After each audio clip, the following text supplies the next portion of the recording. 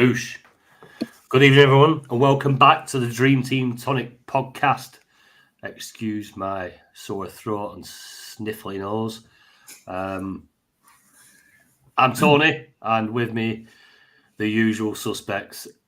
Scott, you there, mate? Yeah, all good, mate. Another one suffering with a cold Palmer here. It's going around. Yeah, we're all cold Palmer. It's old Ben's joke.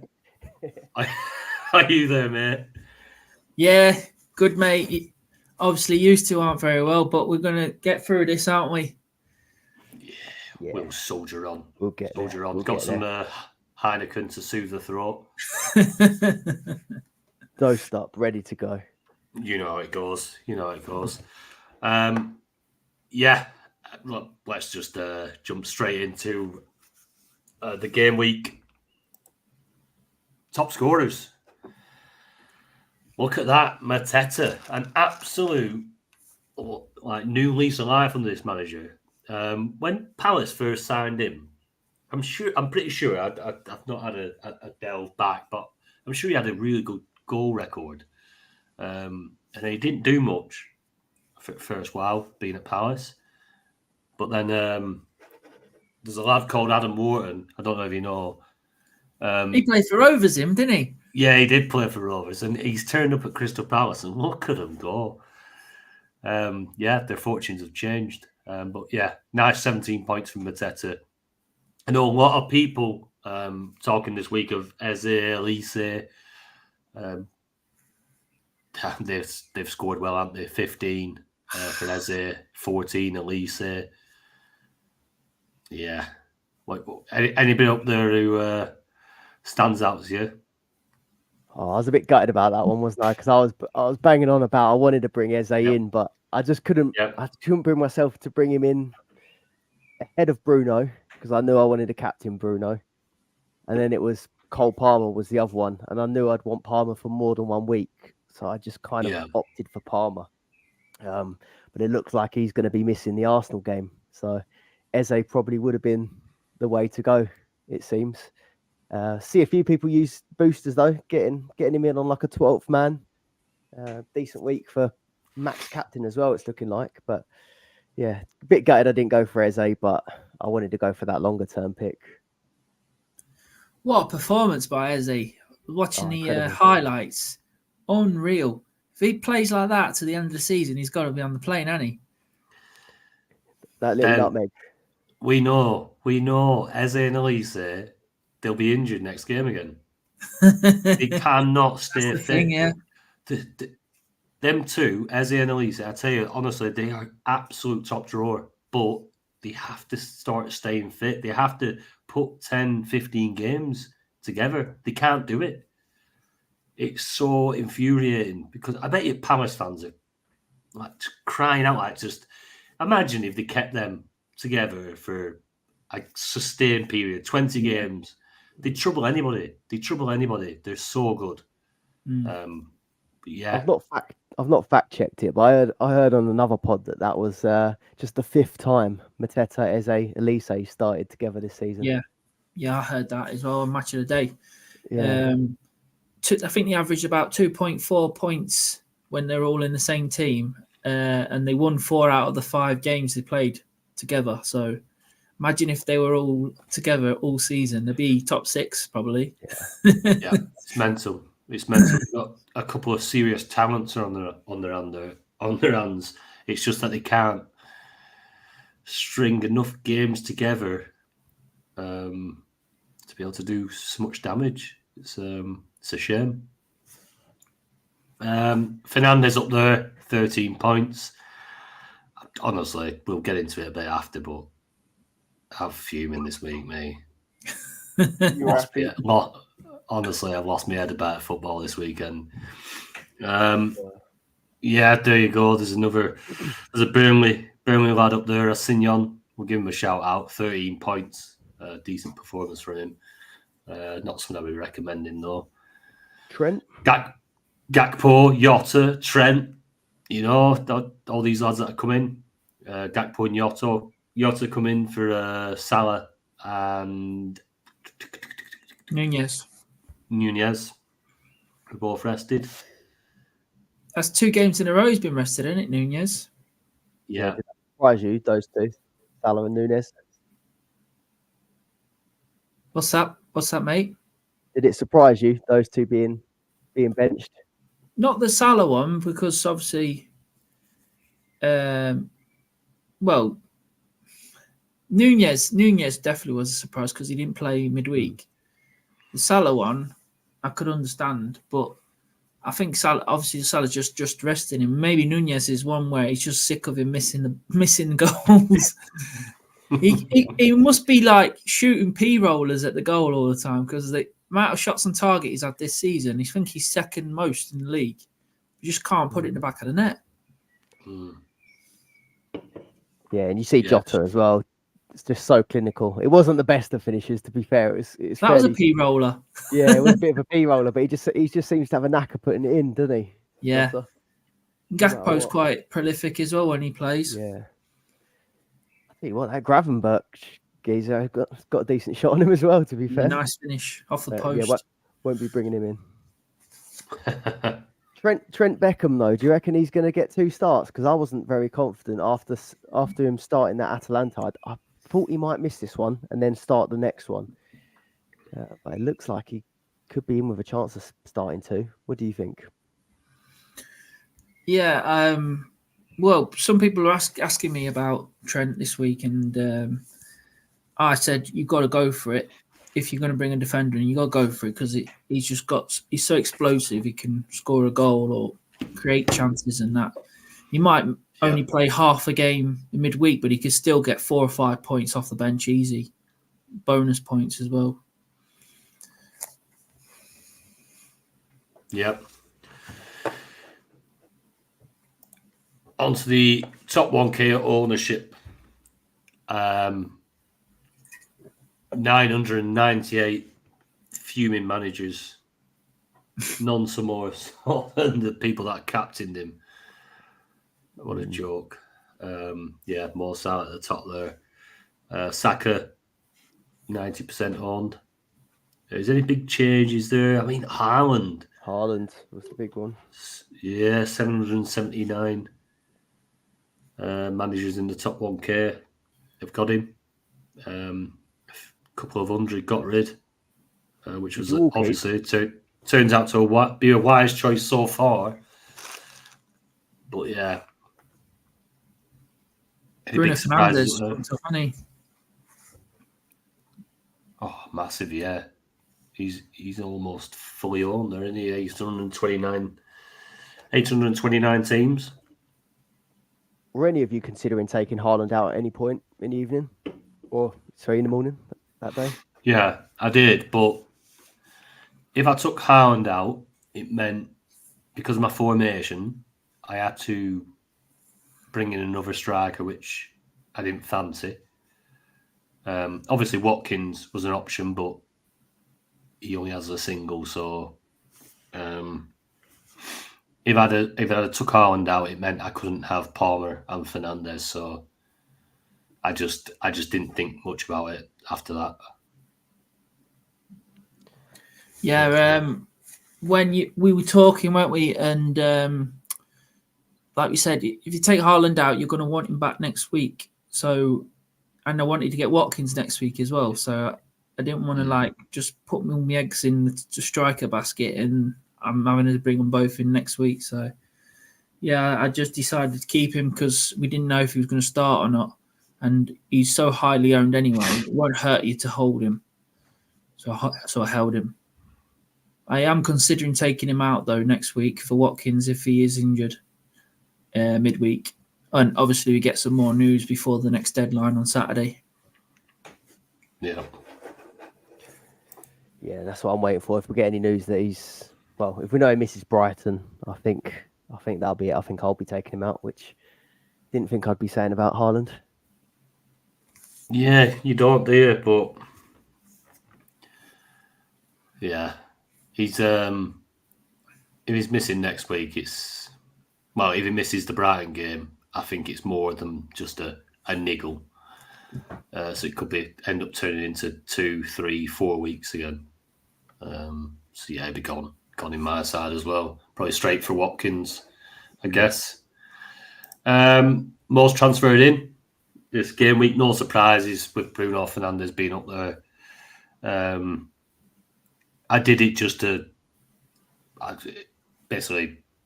I possibly knew I weren't going to captain him, but obviously brought him in because then I'm only half in the harm that he could do. And obviously had a decent game. I don't want to go into that, but yeah. But Trent there in second place at 22.8% transferred in. So some nice returns for people there, getting ahead of the curve with Trent. Dalot got an assist, didn't he? Sneaked an assist. 6 obviously. Points. Yeah, I mean, they got a little bit hampered, the United defence with the 3 conceded, but I think Maguire goal and the Dalot assist probably helped the bus. Excuse me, my bloody nose. Cole Palmer, 19.5%. Anana, 17% transferred in. No real surprises on there. Lots of bits going down. I was thinking a lot of that must have been sort of down to part of the bus with the likes of Dalot, Trent. But actually, I was looking on FF stuff, and it's only 3.8% of the top 1K actually played it. Yeah. But then I guess a lot of people would still be outside of the top 1K, and this will probably push them in, won't it? So. Yeah, but yeah, I thought it might be a bit higher than that. It was actually the least used booster out of the 3 this week. I think a lot of people have already used them, haven't they? Now, so it's just people have still got it left.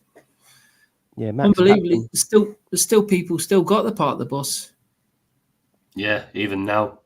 I was going to say Max Captain 7.4%, 12th man 6.3%. And part of the bus just 3.8. Yeah, I was fearing it was going to be a lot higher than that. Yep. Not liking these boosters now. No, I don't have them myself. Transferred out. Kudus, 32%. Such a shame because it's such a good asset, but West Ham got a bit of a hiding. Bradley, sensibly, 32% as well. With Trent's return. Nunez, that's ahead of the curve there for 27.9%. I think that Nunez transfer is a lot to do with the part of the bus as well. I think he might have been the midway, but Louis Diaz, 20% transferred out. He came out of my team, and I tell you what, he had 2 or 3 massive chances early doors. Oh yeah, that header was close. I'm thinking, Jesus Christ, another one. He's going to put another nail in my coffin. But yeah, he didn't do too well in the end. But anybody there that's painful for anybody? Just quickly on Kudus, he got 8 points in both games last week, a 5-point bonus and a 3-point bonus. He didn't hit bonus this week, eh? He didn't hit bonus, did he? Yeah, I was going to say this week. Guess what he got on his PPM? I didn't see that. No, what was it? He got minus. I'm going to say I seen him on minus at some point. Yeah, -2 PPM this week. Like totally different player. Absolutely wasn't on the ball this game. 32% of managers knew that. He knew he was going to be shit this week. I wonder if he ended up giving away a few fouls or something, because obviously if you've got Eze and Elise running down the wings. Yeah, and he's tracking back, covering his fullback. You get that, don't you? Yeah, I've seen him lose the ball quite a lot in the highlights, so maybe that's gone against his bonus. Yeah, that's not like him, is it? No. Not like him.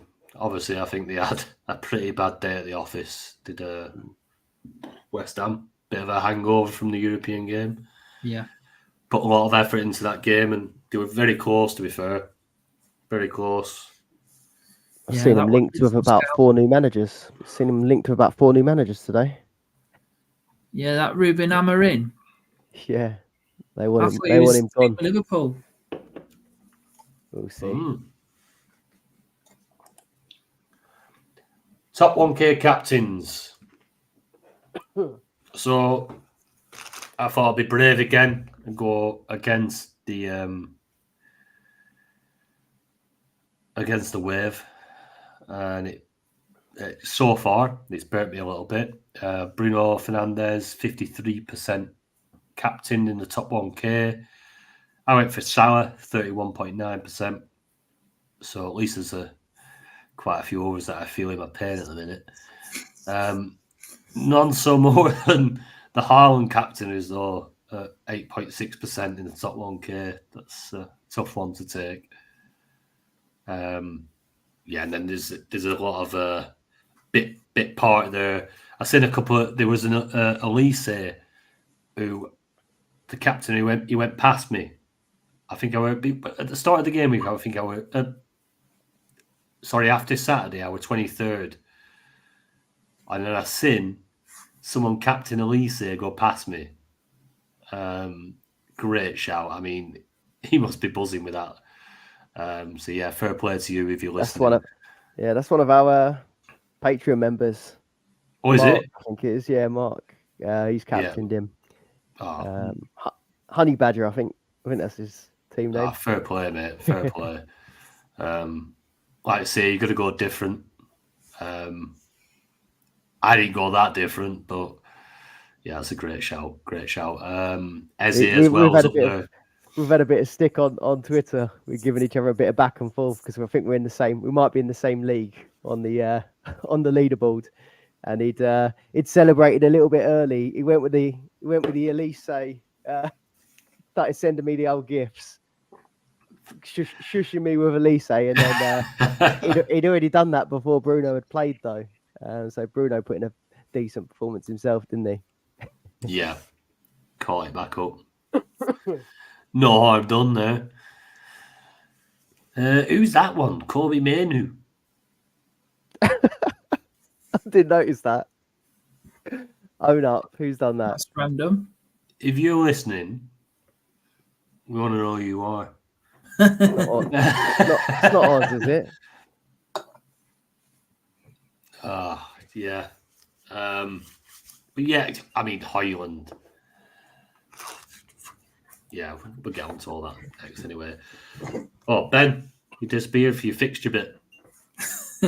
Ben's fixture ticker, the best around for Dream Team, I think. Cheers, mate. Just looking at the fixtures now. Not much European fixtures for the rest of the season now.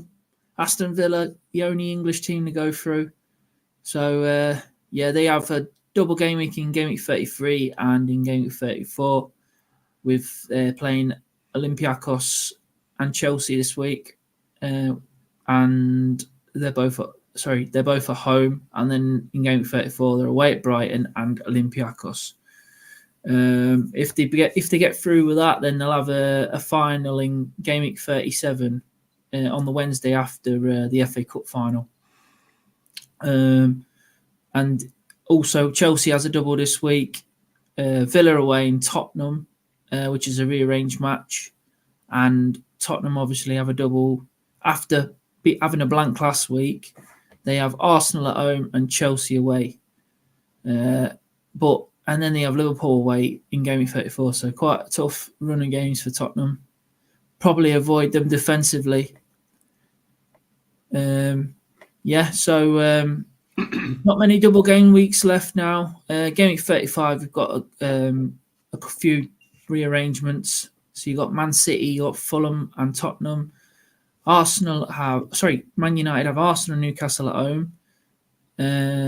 Newcastle have a double against Brighton and Man U. Chelsea have another double against Forest away and Brighton away. Brighton have Newcastle away and Chelsea at home, and Tottenham have Burnley at home and Man City at home. And obviously we've got the FA Cup final on game week 37 as well between Man United and Man City. So a few extra games for Man City, Man United and Villa, possibly They have 6, but possibly 7. Chelsea have 7 too. Probably got to see Villa in that final, haven't we? Olympiacos, good side, Villa. They're not elite, but they're a very, very good team. Played well at the weekend, didn't they? Well, the second half they did. First half they looked like they were getting battered, but yeah, they turned it on in the second half, and the four of them on the pitch look really good together. Rodgers, Diaby, Bailey, and Watkins. They rotated well. They were all, some of them, like Watkins will go out wide, and then Diaby will go up front, and then Rodgers will go up front, and Diaby will come out wide. They just rotated really well. Yeah, you need that. Yeah, like you say, we are now at a position where we're pretty much scrimping on fixtures. Those extra fixtures could make or break your season.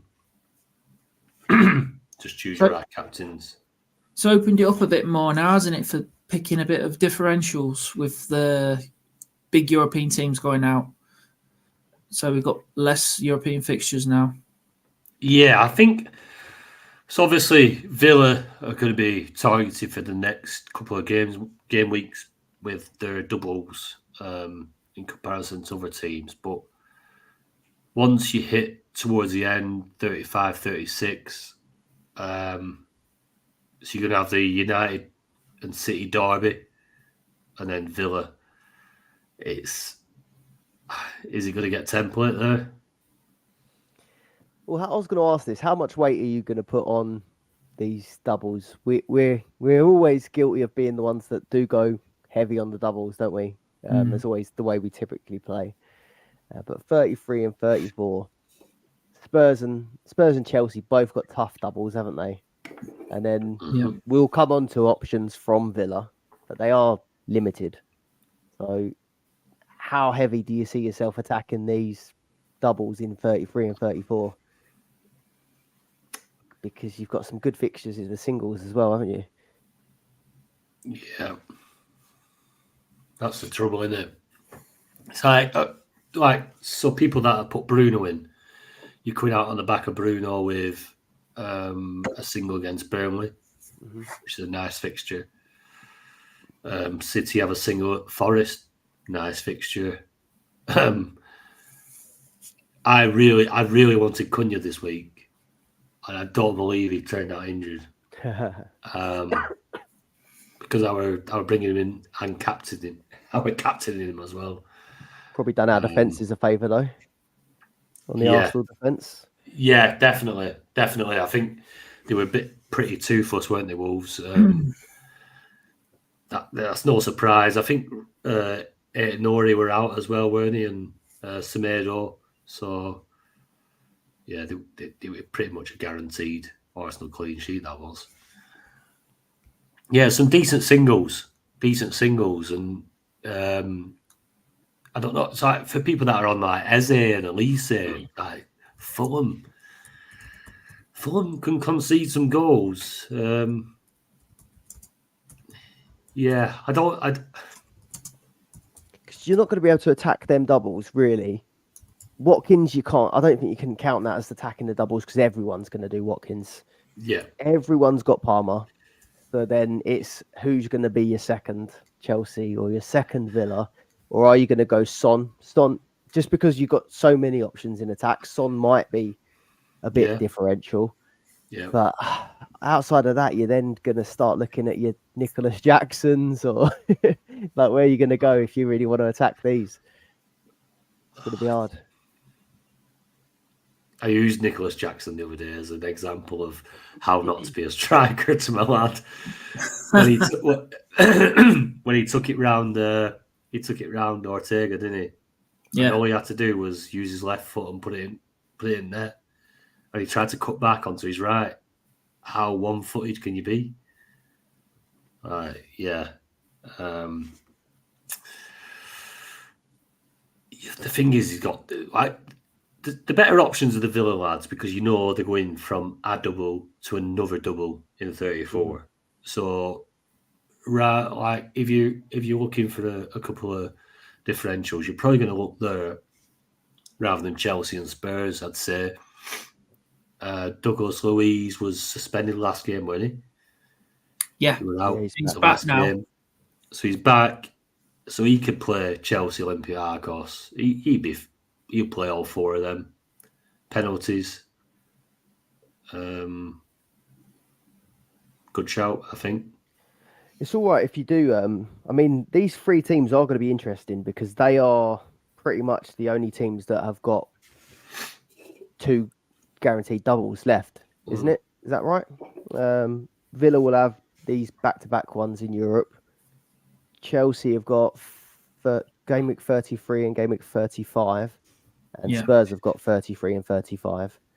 Unless you want to check, and then you've just got the guys City and United who have got the extra single in game week 37.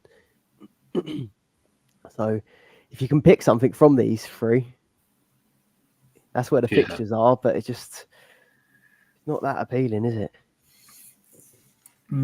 Newcastle's got good fixtures as well. Sheffield United, Burnley, Brighton at home, Man United away, Brentford away. Double game week in 35. Could pick an Isaac or a Gordon. Could be a good differential. Yeah, that's what I mean. If it was an Isak against Sheffield United versus a Jackson or a Son maybe you could make a case for. But you going Isak in a single versus Jackson in a double currently? I would, but I wouldn't pick Jackson. No, I'm just saying though, like that's what we're limited to. Yeah, almost outside of Palmer. I don't mind Son, because he's renowned for being really good against the top clubs, because the top clubs play such a high line. He just gets in behind, doesn't he, and breaks away, scores a goal. He's got penalties, free kicks. He can pull a weldy out as well, can't he? So, yeah, he's quite interesting. Yeah. I think Bruno Fernandes is a hold now to the end of the season. Obviously, Burnley at home, Crystal Palace away, and then a double in 35. 36 is Brighton away, and then they've got the extra game in 37.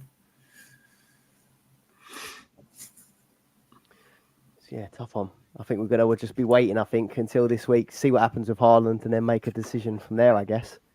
Yeah. Are you bringing Cunha in for Luton at home if he's fit?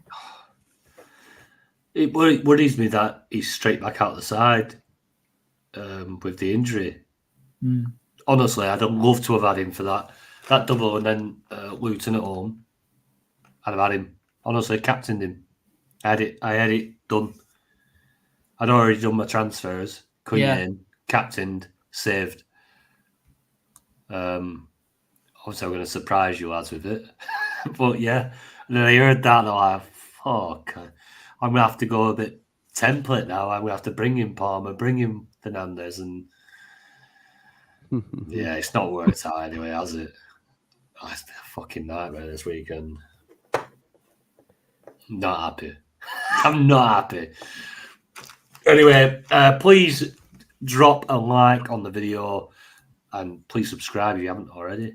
I'm sure you have if you're still listening to us. Got plenty of merch as well that she's advertised underneath. There'll be more coming out. We do have some to show you guys after the pod as well. If you remind me quickly before I go to bed. But yeah, something I've been working on for the last 3 or 4 weeks. But yeah. Just quickly, that fixture ticker, when I get it at the start of the season, it has all the possible routes of extra fixtures on there and permutations. So if you ever want to get access to that, that's on the Patreon for all the Patreon members. Yeah, you don't get that detail anywhere else. All the cups and the European games, you can see what's coming up. Yeah. Right. So talking points for the week. Obviously, since we last spoke, I think 90% of English teams got eliminated from Europe. Obviously, Arsenal went out to Bayern. City losing on penalties to Real. West Ham, really spirited performance against Bayer Leverkusen, but still missed out. And Liverpool failing to overturn, not surprisingly, but failing to overturn the 3-0 deficit to Atalanta. Villa, though, meanwhile, went through on penalties. I was thinking that we were all out, to be fair, every team. But yeah, Villa managed to get through. And they are our sole survivor in Europe. So, obviously, we've just discussed a few of the options. Do you reckon they can go all the way? I do, but as an Arsenal fan, I know don't underestimate Olympiacos because they've done a number on us in the Europa League. Knocked us out of the Europa League. I can't remember what 2020, I think it was. A few years back now, but yeah, we thought that we'd walk that one, and it weren't as easy as you think. There aren't really easy games, are there, in Europe, as much as it looks it?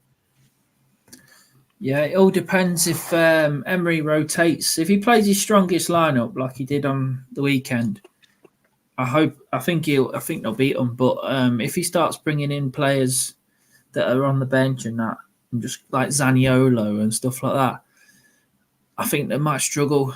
But I think they should beat them on paper with the best team. It's when you gotta go to Greece.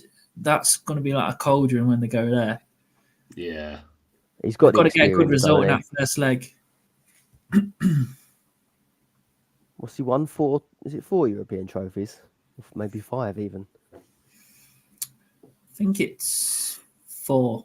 I think he's won 3 with Sevilla and 1 with Villarreal. And he got to the final with Arsenal, didn't he, as well?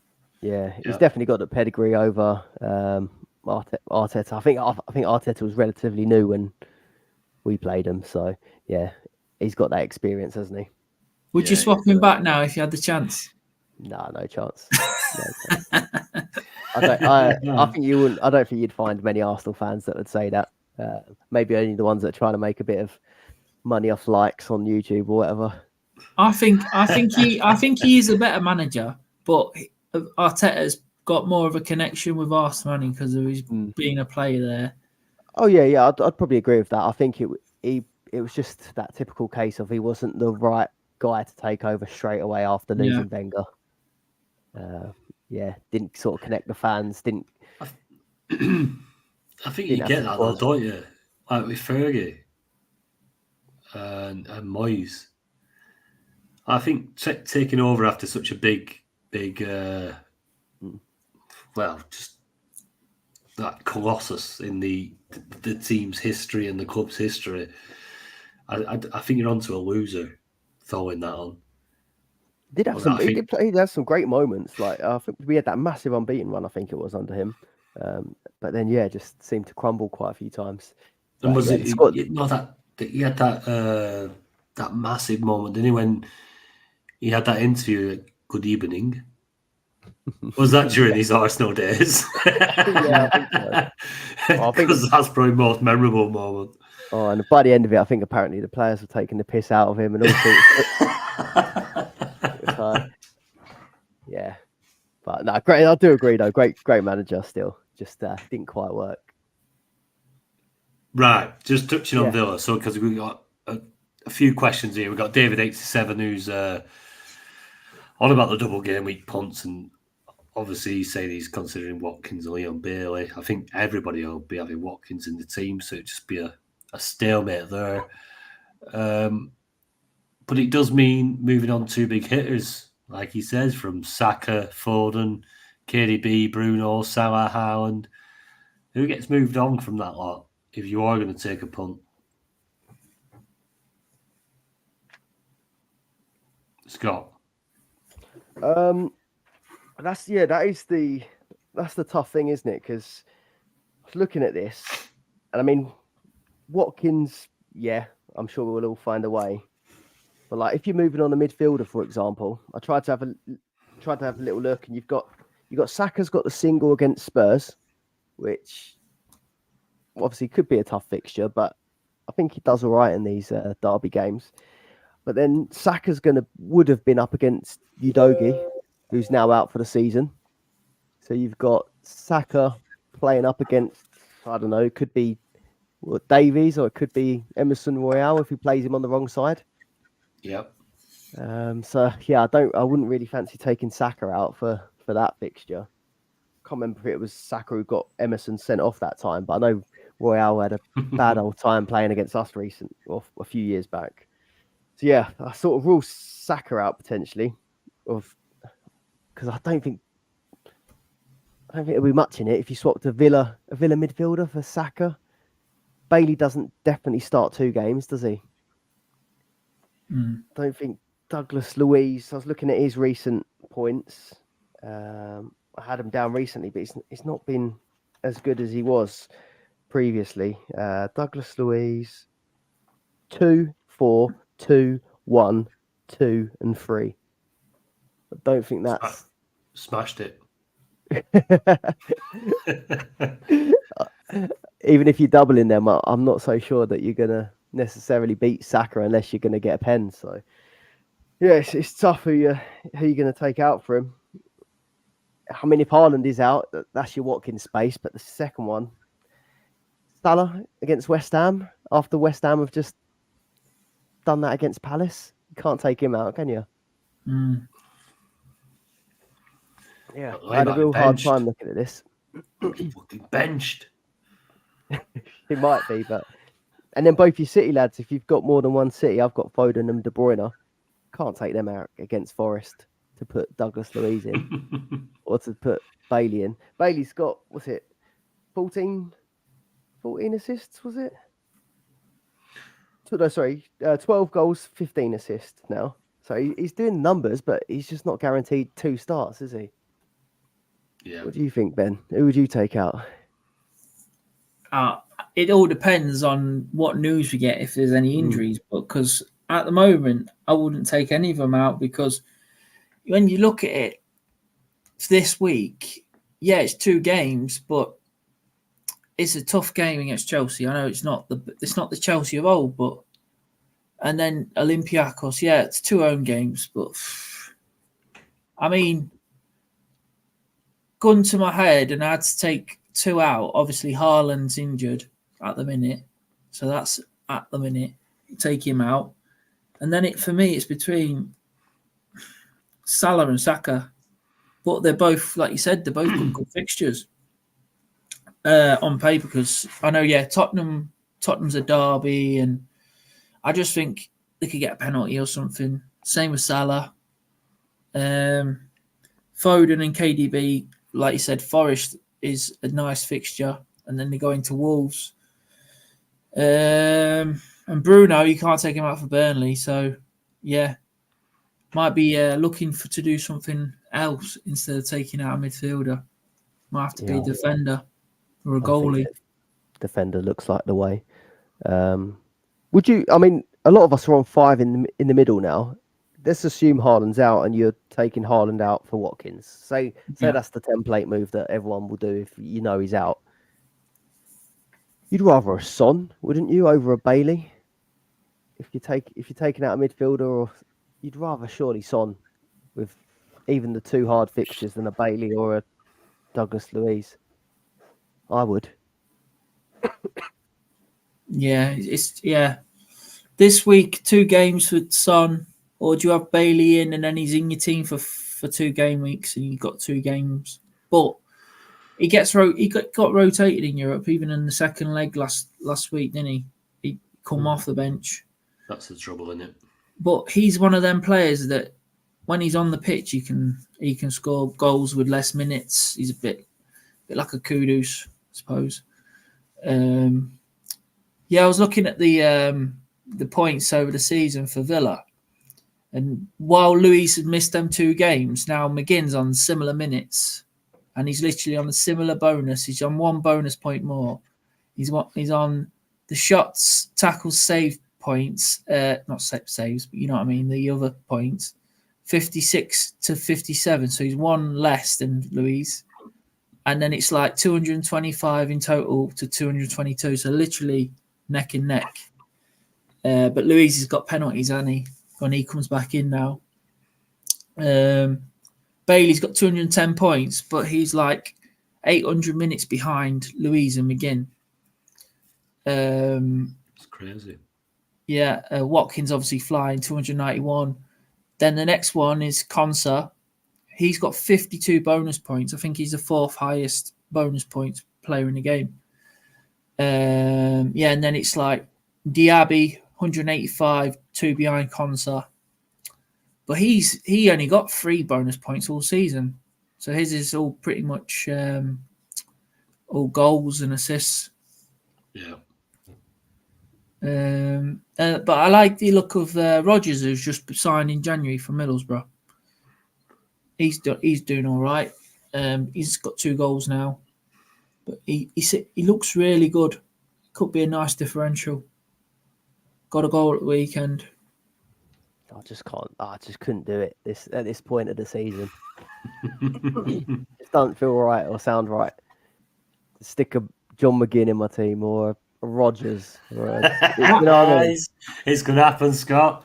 It's going to happen. I've just twigged on. That's who they played, weren't it? They played Chelsea in the League Cup semi-final, Middlesbrough, and that's where Rogers he came on impressed, didn't he? Impressed against Chelsea, didn't he? Yeah, he did. In January. And they played Villa in the FA Cup as well, I think. So that's why they signed him. Just take out next question, Scott. I'm just going to go for the piss. Yeah, no worries. Well, I can still hear.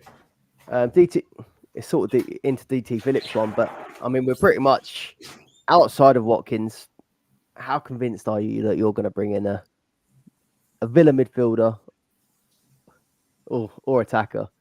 I'm very unlikely. Yeah, it's not like making me think, I've definitely got to bring one in. You weren't tempting me with those ones. But then DT Phillips' question was best Villa option for defence. So I think that would be where we're looking. We're both on triple Arsenal, aren't we? Yeah. I'm not taking an Arsenal player out in defence at the moment. But Van Dijk I've got currently.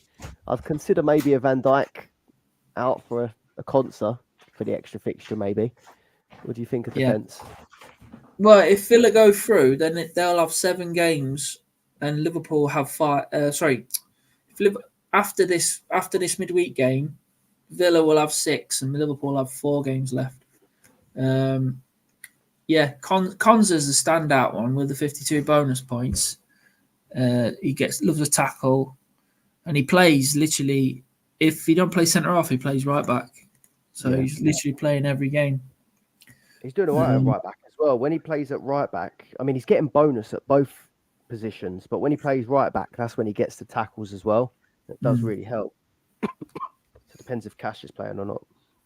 I do like Conser. The next one for me for defenders, it has to be Digne.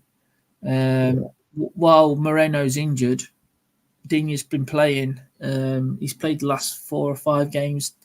Moreno's been out, and he's apparently out till May. So, yeah, he looks nailed at the moment. But Torres actually has 2 more points than him. He's only got 2 bonus points since game week 28. So yeah, the standout's Conser. He's got 44 points over that time, while Torres and Digne have 25 and 23. Yeah, if you were doing a Liverpool defender, you're going to get across the next 2 game weeks, you're going to get 2 extra fixtures, aren't you? But would you do that? Would you think of that move, maybe VVD for Conser?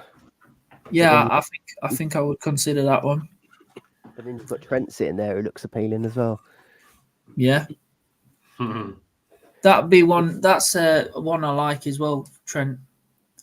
We'll come on to that in the next few questions. What are your thoughts, Tony, on the? Are you in agreement with the midfielders are not that tempting, but would you maybe consider a concert? Yeah, concert, to be fair, has been on my radar a few times this season. Whatever it's been, whether it's been my keeper or something's always stopped me getting him. But I think with Villa's 2 doubles and then the potential of having the last game of the season in that game week 37, I think Con's stock's going to be pretty high. I'm going to say to you lads as well, do you not think Watkins' ownership next game week could probably be 100% in top 1K? Yeah. Yeah, I think so. Yeah, I think everyone will bring him in. And I think Con's is going to climb exactly the same. Probably not 100%, but he's going to fly, definitely. So, not put off a little bit. I think. Sorry, Olsen. Olsen's, is it Olsen will be the keeper? So no, because I think Europa. I think honestly, Scott, he gets the bonus points, doesn't he? So when people are picking up that many bonus points, the way he is, you don't really. The clean sheet would be a lovely bonus as well. Might be on mega points. He's had it 4 matches in a row, Consa. So you're going to get your 2 lots of appearance, and you're probably going to get at least 1 bonus, maybe 3 if you're lucky. And then times that over 2 games, you're happy days, aren't you? It's not a bad return. Do you know, we talked about the midfielders before. I've just been thinking there. If you're just like dwindling in mid table, or you're trying to chase, you've got to try something like that and bring in a Bailey, because everyone's got the same midfield. It's just a template. Yeah. If you're at top of the league, obviously you don't need to do any risks. But if you want to get up there, Bailey is going to have a 4 for 2 over these other midfielders. I know it's not. It's not a guaranteed 4 for 2, is it? But yeah, it's a potential. Yes, the potential, and Bailey can go off like so. Yes, it's risky, but if you've got nothing on and you've got to do something different, you've got to go for it, haven't you? Maybe you could do something like that. I like Bailey as an option. I like Douglas Luiz. I know his points don't stack up recently, but previously he has been on fire. He can score well with this matrix. Maybe a game out has done him some good. A little bit of a rest. And he's on penalties. You can't. It's hard to turn down a penalty taker that's probably going to start 4 games over two games for somebody who might not be on penalties. He's got to be an option. Who did we have? We've had DT Phillip, we've had CCFC Jack, we've had David 87, haven't we? Yeah. Yeah, we're not really wanting to move on any of those big hitters, to be honest. Yeah. We'll take over from James McClure. Yeah. So he's talking captain options for next week. His first question: Watkins, Palmer, and Bailey could be good choices.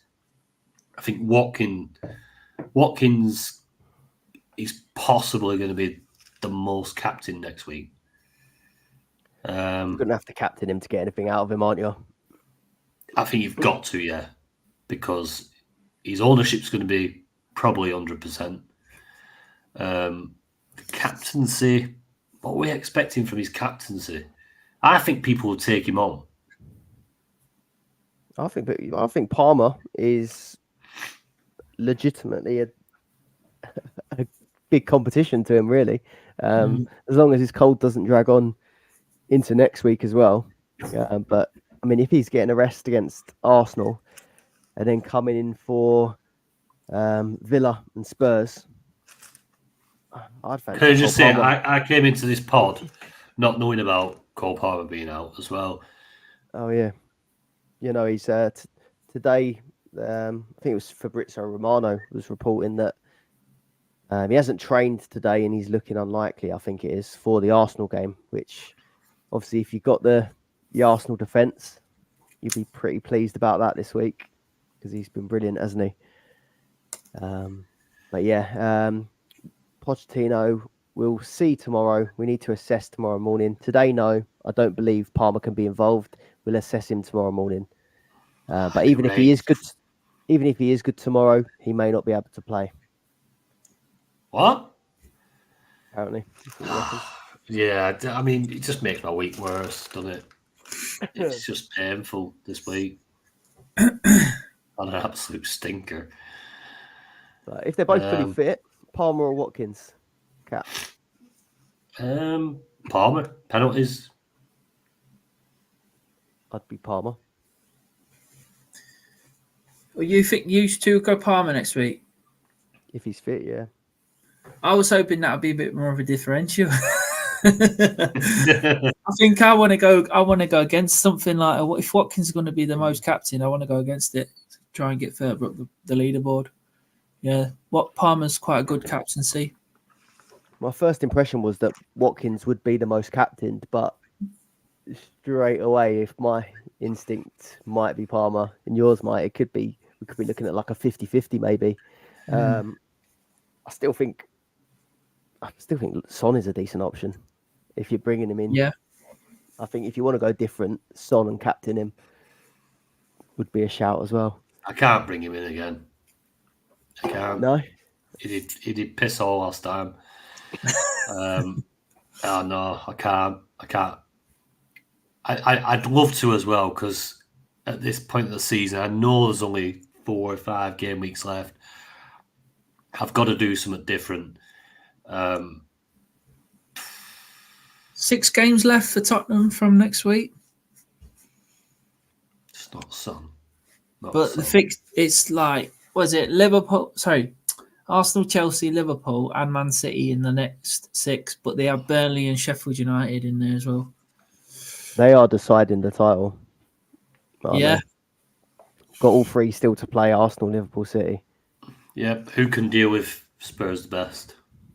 And all still to play for them to try and get in that 4th spot, I suppose. Big games. Yep, they are. Anyone outside of those 2, Watkins, Palmer, Son?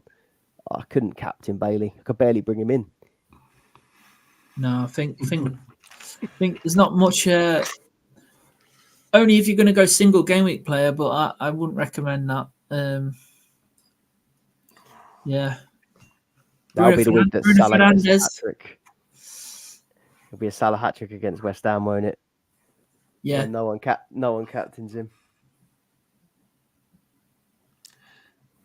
I'm waiting for Salah's hat-trick against Everton, because I think I'm owed it. Yep, next subject is Klopp on the wind-up.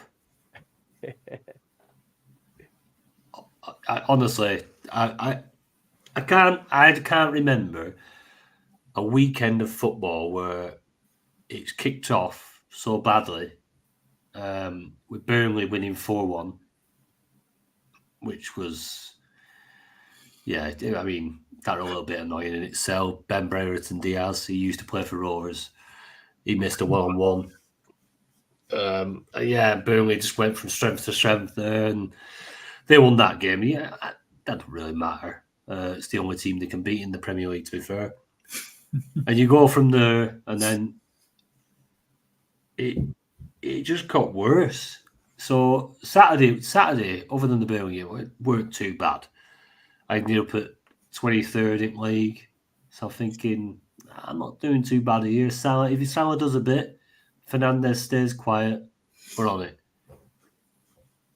So I've worked the Saturday.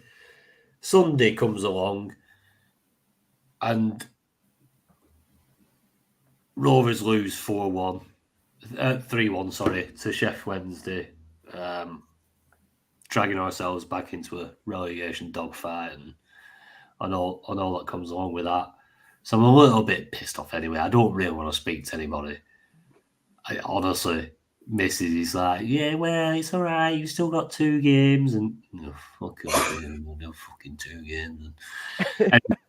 And so I'm already wound up, and then I hear the news that Salah's not starting. And I thought you'd take a piss, are you? There's no chance that this is just someone trying to put the barrier in it. No, it's fucking. We did true, think isn't that it? was like flushing out the leaks, didn't we? At first, everyone started saying after what happened with Foden the week before, maybe they're trying to flush the leaks out at Liverpool, but it was true, wasn't Yeah, it? so that got me a little bit giddy again, thinking, yeah, sure, it's that. No, it's not. Shit. And then yeah, Salah's benched, and yeah, Bruno gets an assist. I think I can live with an assist. Do you know what I mean? I've got him in my team anyway, so it's only just keep that score down. I don't want it doing too much. And then when it's flashed up that he scored, fuck off. Have a day off. Come on. They've been shit. Haven't they? Were you surprised? We did say that we thought it might be a Bruno with the highest capped. No, I wasn't. No, yeah, I knew that. I knew he would be the highest capped, but that's why I went against it. Yeah. So I dug all the stats I could out for Salah, to justify my choice. But how do you justify that fucking Salah starts on the bench? Well, they say that Klopp is really into his sports science, don't they? And all this red line nonsense. But then it doesn't really make too much sense about how he reckoned that it was a miracle that Trent played as much as he could for Atalanta, but then he starts him. And did he play near enough to full 90 as well? Yeah. Trent. So, yeah, who knows? Absolute tosh. Strange decision. But hey, they won. They got it done. Yeah, which made it even worse, didn't it? It did for me anyway. But yeah, I have to go against the most capped player. You have to make inroads. It's like the guy who flew past me, Honey Badger, with Elise. Like, fair play.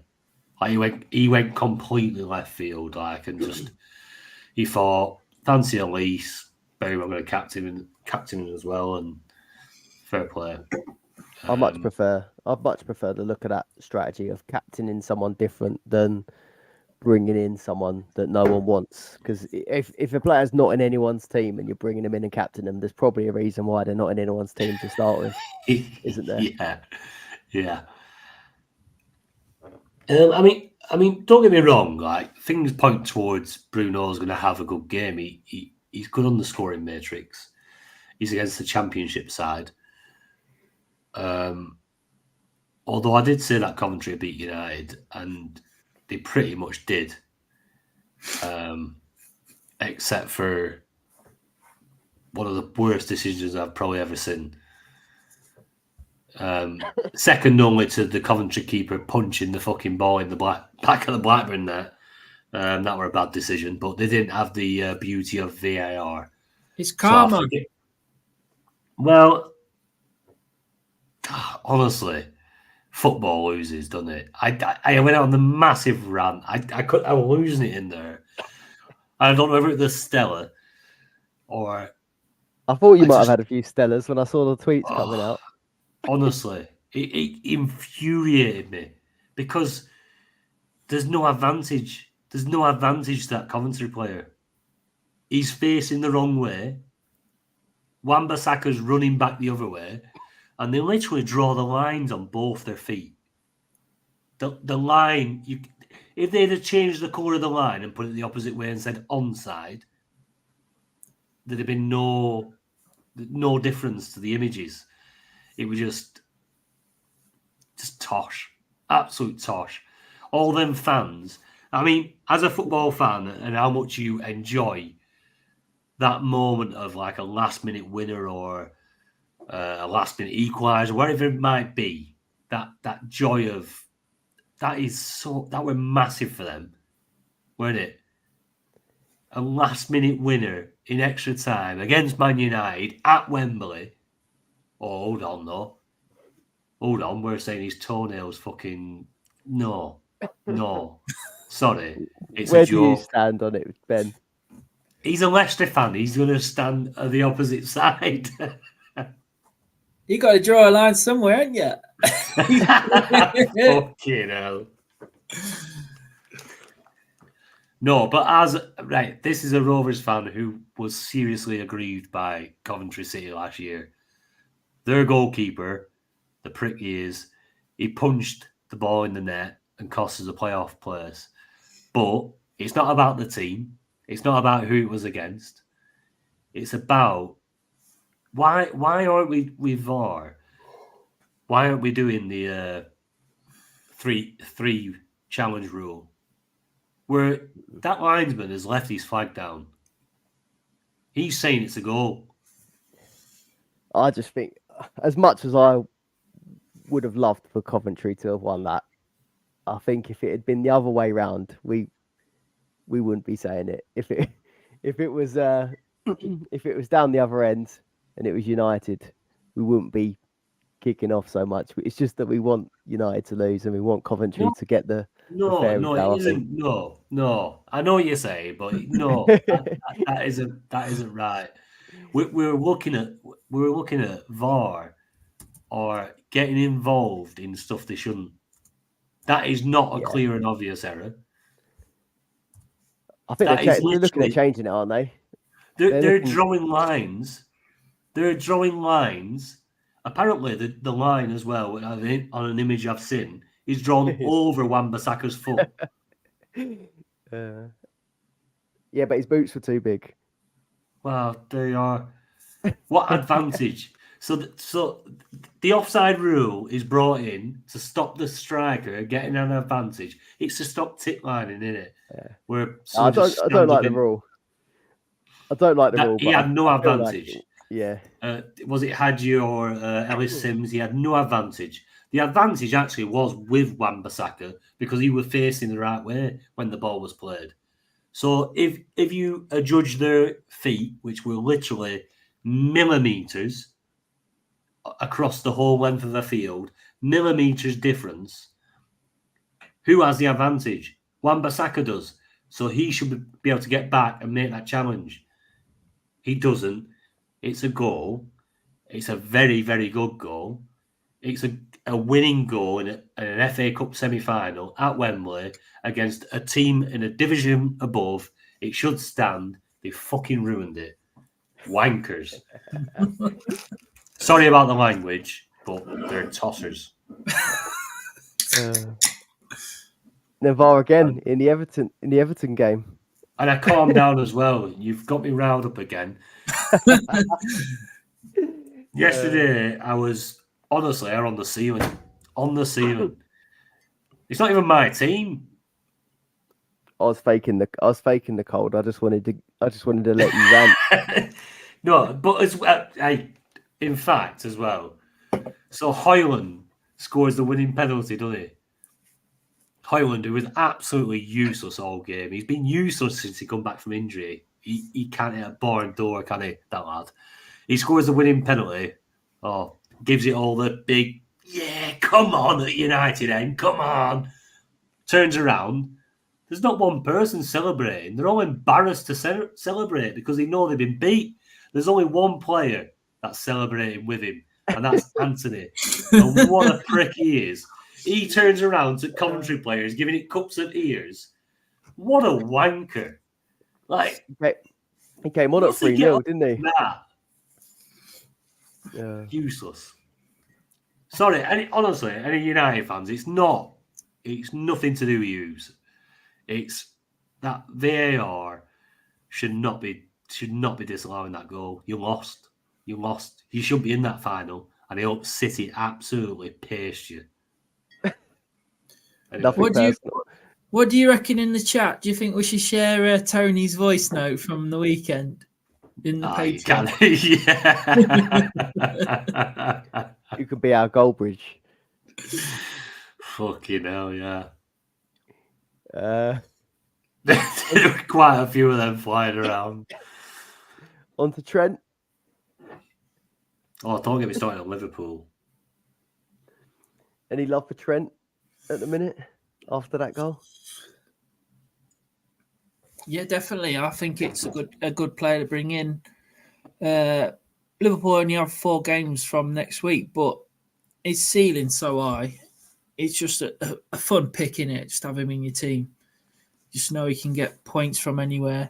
You won't be relying much on clean sheets. Was it 1 clean sheet in 10 or something daft like that? Yeah, struggling, aren't they? But yeah, I like it. As if you've got no other fires to put out. I mean, if you've got all the players you want, it could be a differential to bring in. Yeah, I like Trent. I think it was a great finish as well. Cracking free kick.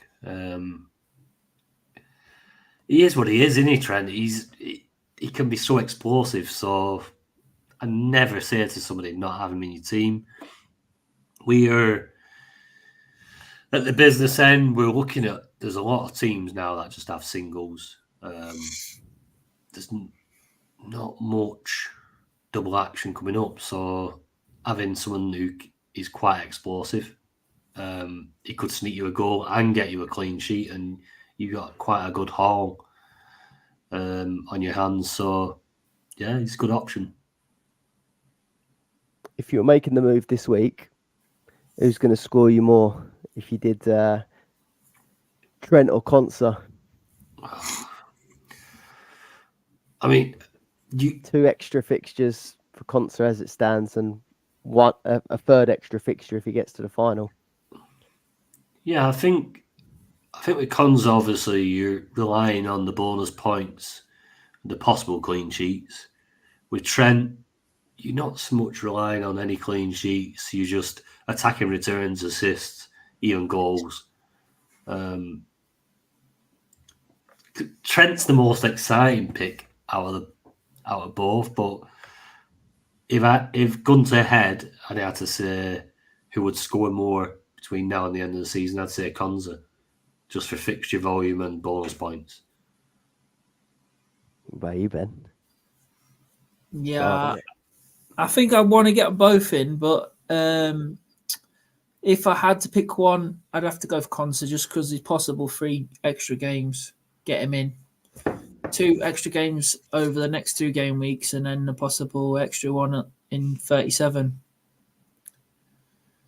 Obviously, like you said, like Tony just said, it's the bonuses. It was a 52 bonus. Just he's smashing it, and then you've got the tackles as well, and then possible clean sheets if Emi Martinez is on one. Yes, tough call. I mean, the thing that was putting me off this week with Trent was the potential rotation, but once this week is out of the way, where it is just singles, you'd expect Trent gets every single game, wouldn't you? Yeah. West Ham, Spurs, Villa, Wolves. It's a hard one. I think I'd be leaning Trent, but I'm not certain.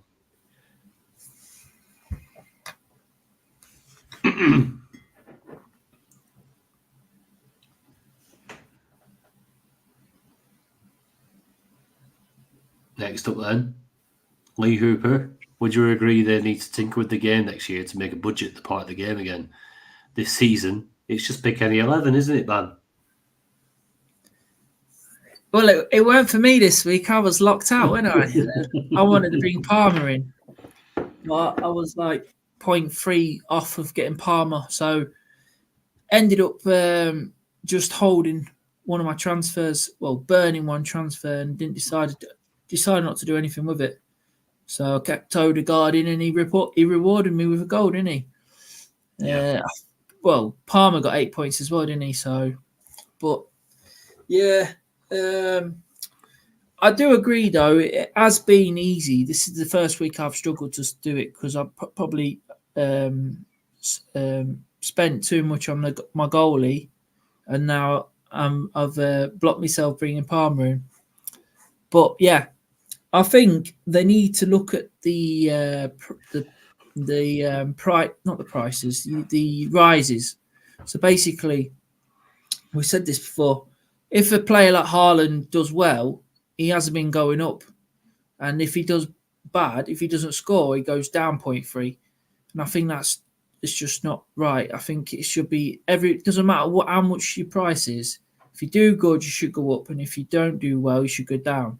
And then it doesn't all even out because you're getting players like Palmer. What's he on now? 5 million or something.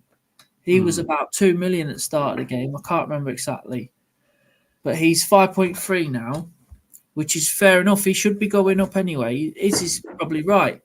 But you know, when like Haaland was doing really well earlier in the season, he should have kept going up as well. So he should have been about 10 million or something like that, 9.5.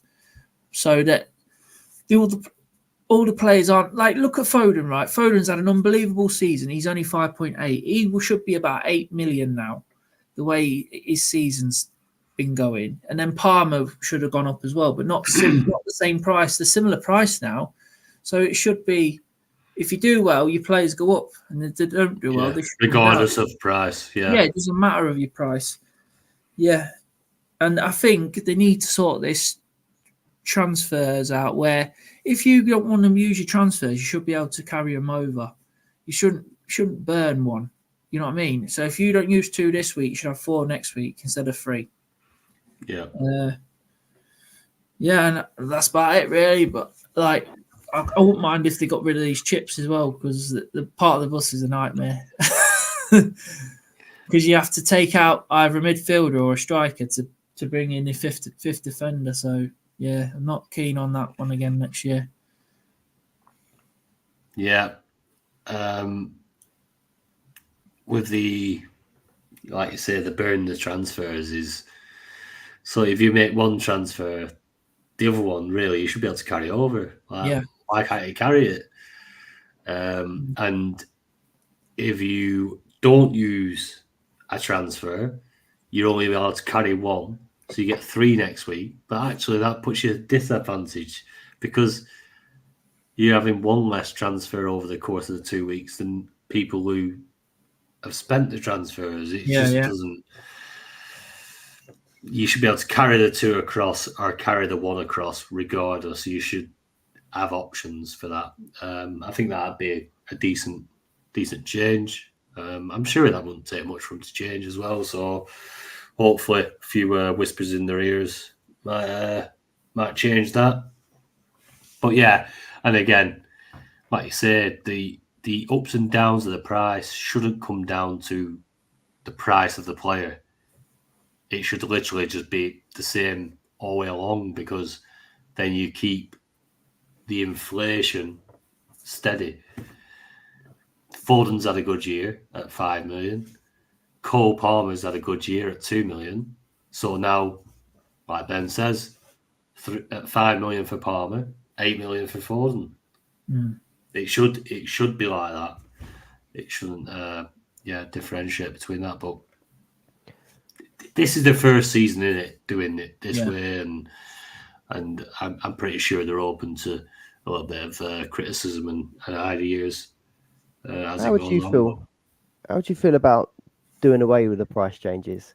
Because it's my first season playing Sky and Telegraph, and I haven't minded that. No, I don't like it. You don't like the static prices? No, because I think it's then too easy. Because you get some absolute diamonds, don't you, that come through, especially in Sky and Telegraph. Like Palmer this season, he stayed silly low, so he's been in everyone's team non-stop. Exactly, and then he just becomes a cemented player in a team because of his value.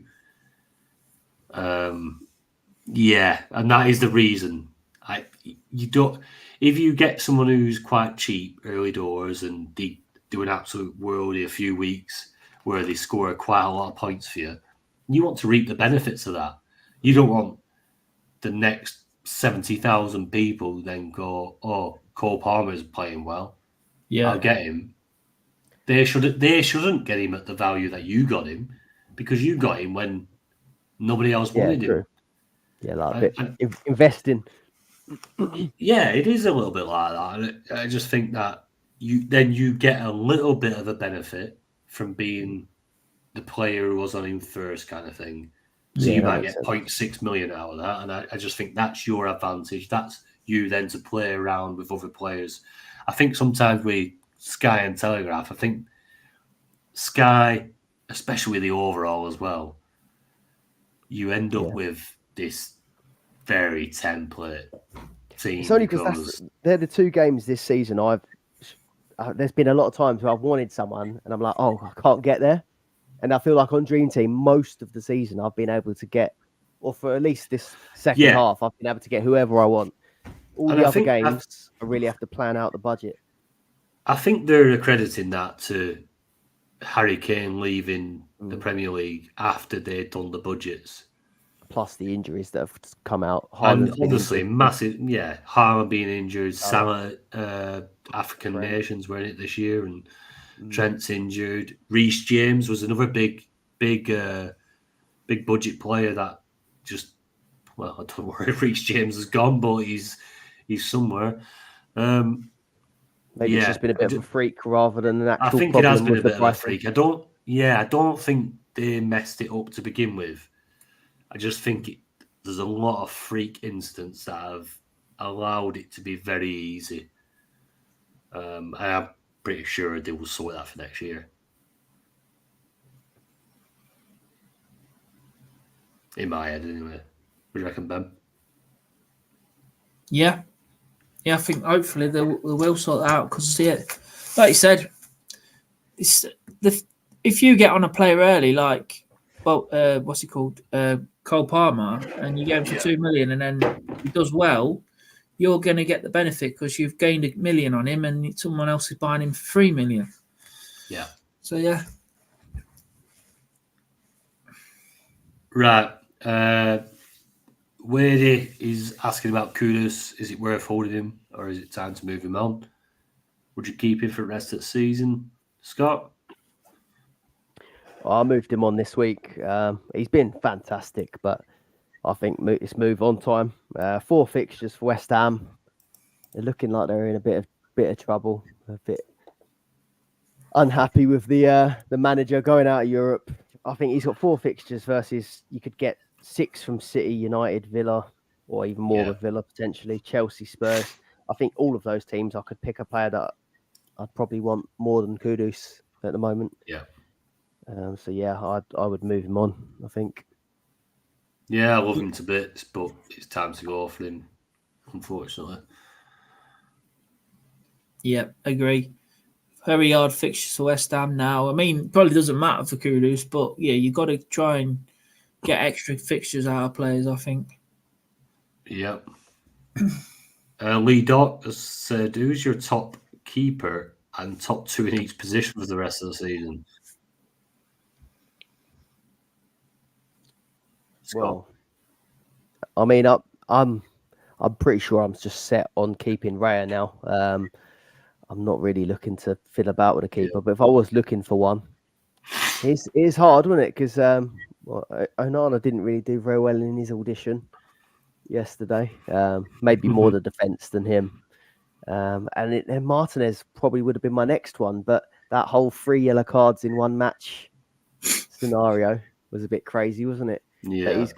He's now going to miss the first leg at least.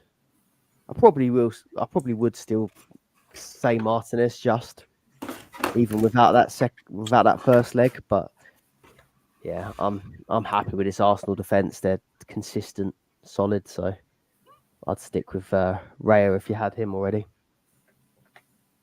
Yeah, if I was picking a player from now to the end of the season, it'd probably be Ederson. Forest, Wolves, Fulham, Tottenham, West Ham, and then he won't play in 37 in the final. But so he should have 5 games until the end of the season, and they're all good fixtures, I'd say, apart from the Tottenham away game. If it don't go down to the wire though, and they say they get it won couple games before or game before, would they give Ortega a little warm up game before the final? You could say that with Arsenal, though, couldn't you? If they've won it, and they could play Ramsdale, couldn't they? Give Ramsdale a send off. Yeah. Yeah. Well, yeah, it's a good point. What are your current ranks and new targets now? Are any of you going for it overall, or in any mini leagues, or happy to play it safe? Which strategy are you taking? Have you thought about the rest of your moves this season? There are only 4 to 5 game weeks left. That's from C-Tobs. Current rank. Fucking fuming. 48th. God, you got the best rank. You start us off. Yeah, 48th. I finished 49th last season. So hold position then. I can't. I just no, it's not in me to just sit and hold. Even with the other mini league positions, I want to attack. So I know you're not far behind me, Connor. So yeah, for me, I'm looking for opportunities to strike. I'm not happy to play it safe. I want to take a few risks. So, yeah, watch this space. What about you, Ben? Yeah, my current rank is 2.4k now. Yeah, I'm not happy with that. So, yeah, I'm trying to go for it. Try and do some things different. I didn't this week because I just thought Bruno Fernandes is against 2 championship teams. I just thought I've got to bring him in, captain him. And obviously a lot of people did, but I kept Odegaard, who was a bit of a differential, and he scored. But yeah, Palmer equaled him, and he didn't even score, did he? He got 8 points. But I've got the Arsenal back line. I've got three defenders at the back, so hopefully that will give me a bit of a boost. As so far, I've gone up about 300 places. So I'm not going to play it safe. I'm going to go for it. I want to try and get top 1k. There's 5 game weeks left, so try my best. Strategies. No, I haven't really planned the transfers out. Just playing it by ear. Looking at the fixtures, obviously, I'm thinking about bringing Watkins in, and I haven't decided what to do with my other transfer yet. But yeah, it's going to be interesting to see if Haaland's back midweek, because it'll be the obvious move to Watkins. What about you, Scott? 191st at the minute. So I've got a green arrow this week so far. Yeah, a bit like you guys. The Arsenal triple up at the back has turned out to be a little bit of a differential, hasn't it? I think people that have got 2 Arsenal defenders haven't really moved much from people I've been speaking to. So you having the extra 1 can help at times, can't it? Yeah, well, most of you guys that listen probably, Tony's the one who goes a bit more wild. I'll probably play it a bit more safe. But yeah, I'm doing all right in my mini leagues. I'm not really gonna move elsewhere, but I'm on for my best finish. So if I want to get any higher, I probably will have to do a differential. I guess top 100 still could be doable. 191, couldn't it? Easy. Yeah. But yeah, would have to go a bit different. I think I'd prefer the look at doing something maybe different with the captaincy though. I don't mind the idea of maybe a Son or someone like that. I'm definitely not going to do anything too out there. Maybe hope that other people make the mistakes. But planning ahead, like I've tried to have a look at planning your transfers ahead for multiple weeks, but I can't remember the last time there was a week where something didn't go wrong and you're reacting to that. It's true. I think since this new game, I'm used to planning longer term with the older game. We're only having 5 transfers a month.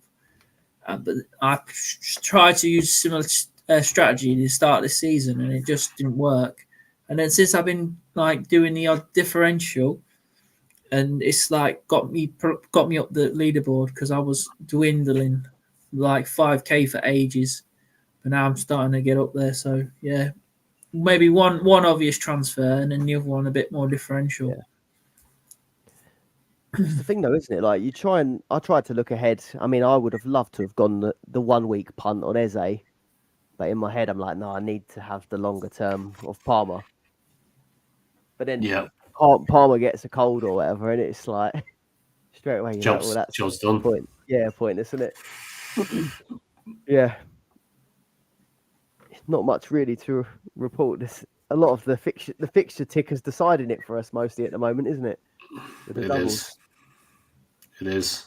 It'll be interesting when we get a game at 35 what people do. Yeah. Right, quick run for your teams. Ben, you're first up. Yeah, 71 points. Triple Arsenal, Raya, Gabriel, and White. 8, 8, and 7. Sounded like a Scouser there. 8. Down.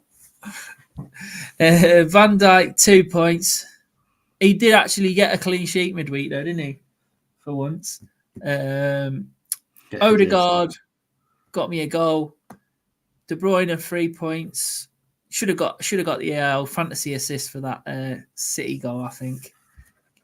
Fernandes, 13 points, captained to 26. Foden, 2. Saka, 6 points out of nowhere. Salah, 1 point off the bench, and Haaland, no show. Yep, Scott. I was just looking at this, and it is all looking a bit template, isn't it? I've got 71 points this week. I was just looking, and I'm thinking, how have I got the same points as Ben? But the only difference we've got is Palmer versus Odegaard, and then my only difference between my team and your team, Tony, is I've got Raya, you've got Edison. Is that right? Yeah. And then the armband. That proves, Scott, that we have to go for Bailey this week. You have to do something a bit different. Bit out there, bit weird, bit wild. You know what I mean? You do it. Raya at the back, Virgil van Dijk, Gabriel, White, Saka, Foden, Palmer, De Bruyne, Bruno with the captaincy, Haaland, Salah. Guessing we're all going to bring Watkins in, so it's what we do with the extra one. Maybe we're spending a bit too much time together. Yeah, 51 points for me, all Jurgen Klopp's fault. So next slide. Tonic Cash League. Tony.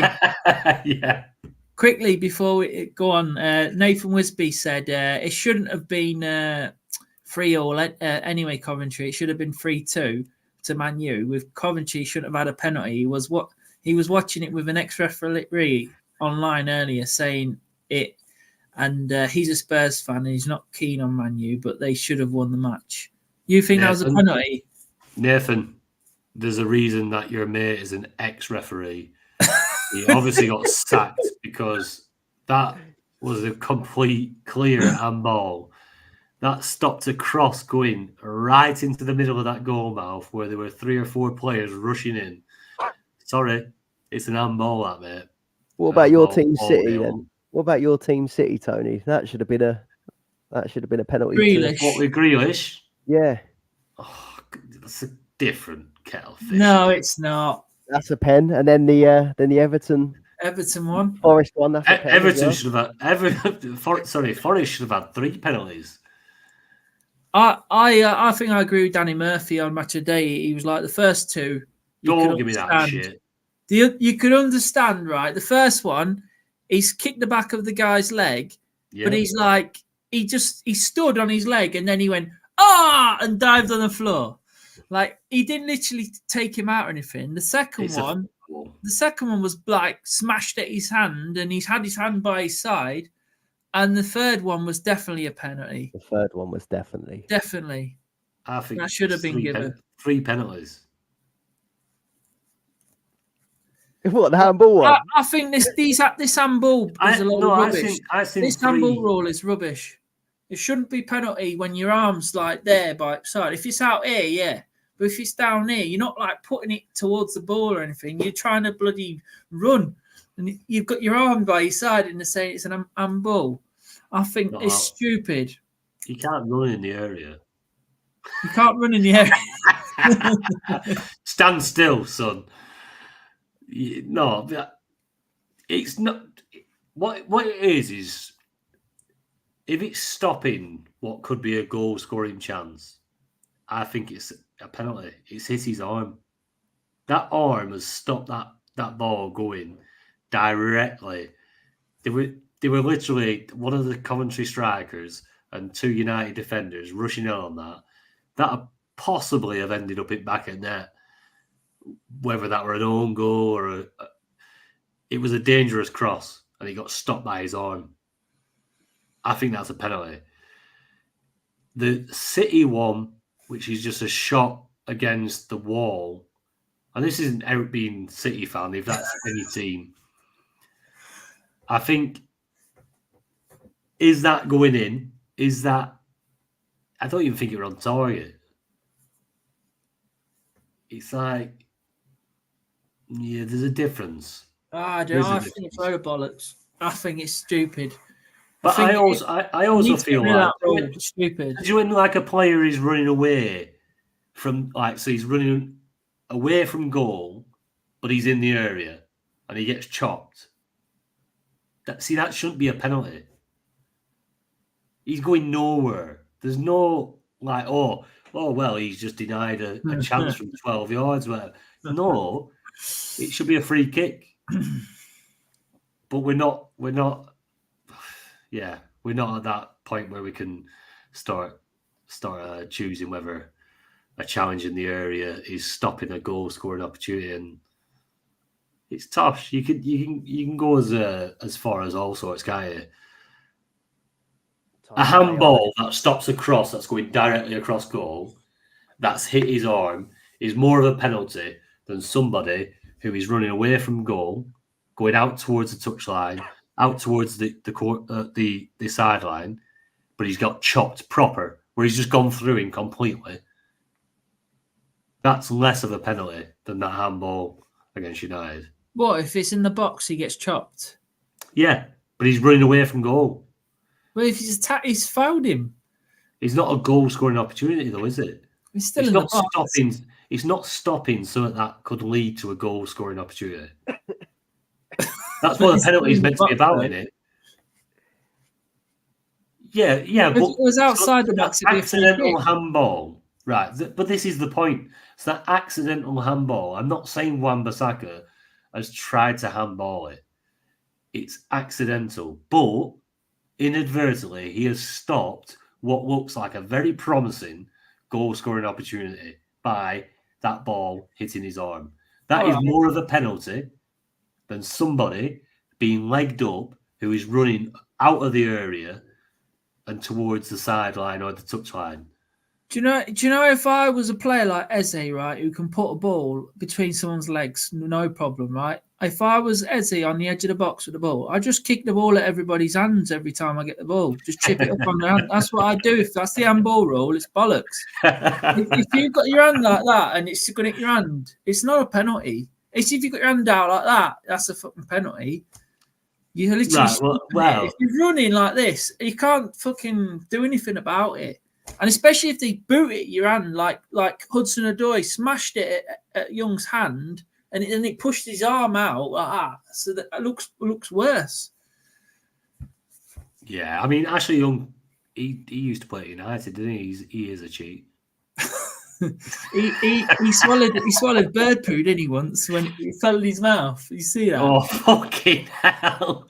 You not seen that clip? No. Bird poo fell straight in his mouth and he's in the middle of a match. Oh, shit. Yeah. That reminds me of that GMTV thing where that dog flashed its face shit, shook its jowls, and all that big slaver come out and landed in that presenter's mouth. That was horrendous. But yeah. We better read these leagues out anyway. Yeah. I had to mute myself. The more you make me laugh, the more I start coughing. Yeah, Tonic Cash League top 3. Third, me. Second, Paul Kinman. And top of the shop, Silent Powell, as he's now known.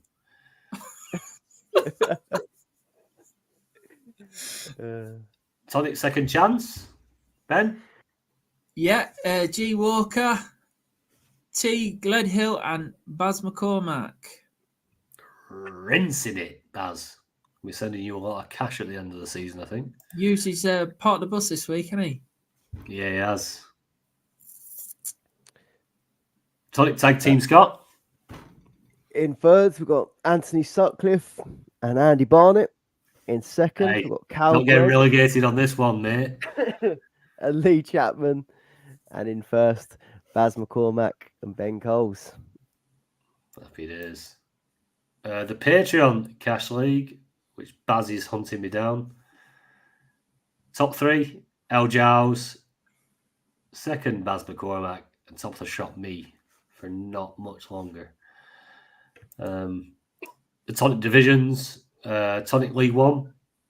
Top 3 is G Payne, M Warner, and El Jows. Looking good for your Champions League qualification for next season, which is an added cup competition for next year for all our patrons. Tonic Championship, Ben? We have in third place Jay McGow, second place Aaron Wade, and Tony Sutcliffe is top of the championship. I'll be in there. I'll be in the Champions League by the looks of it. And Scott, the Tonic Premiership. I'm not happy here. You've cut my name off this league. I'm joint 10th. I'm joint 10th. I've made the mini league. Top 10. Which league? Championship? Premier League. Joint 10th I am. Cut me off. Well, we only read out. Don't worry, I'll be in it next week. I'll be in the proper 10. Top 3, me in third, O'Higgins in second, and in first, Baz McCormack. Flying. We're halfway through the Tonic Patreon semi-finals as well. Scott, you're up against, is it Hannels? No, I think I've knocked him out. Who have I got next? Who's the next victim? I think it's Doc. I think it's Doc. Lee Doc. Lee Doc in the chat. Oh, here we go. You want some, do you? Hey Scott, you knocked out fourth in the whole leaderboard last week. Jeff Hannell. I'm like the Mourinho of tournament football. Just a cup manager. To be fair, I think I've had a bit of a fluke drawing lead this week because he's playing his part the bus, so he's dropped back to 5 at the back. He's got bigger fish to fry than the Patreon Cup. That is true. That's true. I'm against Lee Hooper. I don't fancy my chances now this week, but yeah, we'll see who gets through to the final. Will it be an all Tonic host final? Corruption. Well, they'll call corruption. I call class. Anyway, I need a piss. It's been a long evening, a long weekend, and it better improve midweek. Otherwise, I can see by. It must be so terrible, Tony, being in the top 50. Fuming, mate. Fuming, I know. The pressure up here, though, it's like, as you climb a mountain, and obviously the air pressure just gets a little bit more, stressful up here. You should be used to it with your running every day. Well, or drinking. Which one? Just a quick reminder: we'll have our we're back, didn't we? Obviously, me and you were grafting at the weekend, but we'll have our deadline stream. Yeah, we're back. So sorry we weren't about for this one. Upset a few people there, but yeah, West Ham Liverpool, the early kickoff on Saturday, 12:30. Big one. 12. What's that? 11:30 deadline. So we'll be doing 10:30, won't we? Yeah. Hit that bell. Get notified when we go live. Yeah. Cheers, everyone. Thanks for coming. Hit the like and subscribe.